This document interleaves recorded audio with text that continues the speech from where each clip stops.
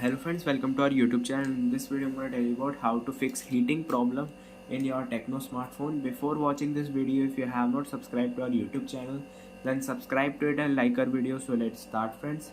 First you have to simply open your settings, click on app management. Here are all these app list. You have to select and search here. Just you have to type here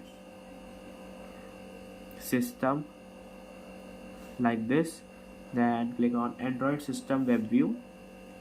Just you have to do is clear cache and clear storage from here, and then you have to just write here Google and Google Play services. You have to click on storage and cache and clear data. It will fix your heating issue. I hope you like this video. If you like this video, then subscribe to our YouTube channel for more helpful tips and tricks videos. See you next time.